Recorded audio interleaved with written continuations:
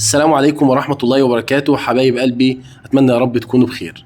في فيديو النهاردة هنتكلم عن الفرق بين حقنة التيتانوس 1500 وحقنة التيتانوس توكسويد، وهنعرف بيتاخدوا إمتى.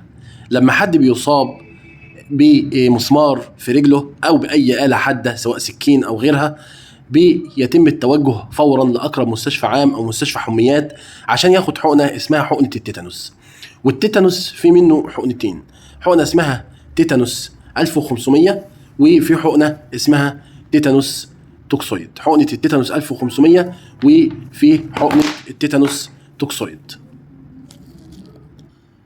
بالنسبة للتيتانوس توكسويد ده بيتاخد منه 3 جرعات، أول جرعة في وقت الإصابة، وتاني جرعة بعد شهر، وتالت جرعة بعد 6 شهور.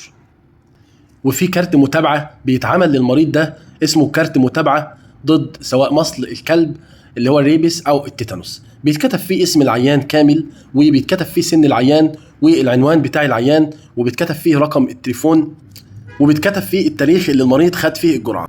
وبنقلب الكارت كده هنلاقي فيه سبب الإصابة دي وغز سواء كان بمسمار أو بآلة حادة سكين أو غيرها، وبيتكتب فيه نوع الإصابة، وبيتكتب فيه اسم الطبيب المعالج وأي ملاحظات أخرى ظهرت على المريض.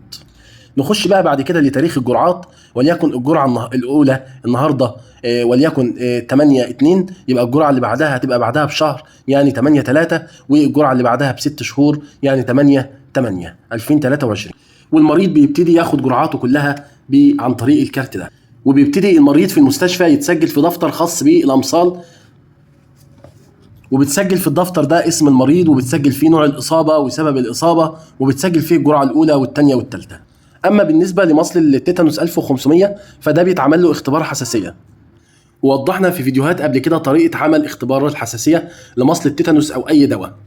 وبعد ما بنعمل اختبار الحساسية يا شباب بنسيب المريض من 10 دقايق لربع ساعة، ونشوف لو ظهر احمرار أو تورم أو حكة في المكان أو حاسس إنه عايز يهرش فيه، بيكون المريض ده عنده حساسية من الدواء ده. لو ظهرت هذه الأعراض على المريض بيبتدي المريض ما ياخدش الحقنة، ولو ما فيش أي من الأعراض دي ظهرت بيبتدي المريض ياخد الحقنة طبيعي عادي خالص، ويبتدي يجي في المواعيد المحددة ليه في كارت اللي فيه نوع الإصابة. أتمنى يا رب تكونوا استفدتوا من فيديو النهاردة، وما تنساش تدعمنا بلايك للفيديو وكومنت واشتراك في القناة، واشوفكم في فيديو جديد، والسلام عليكم ورحمة الله وبركاته.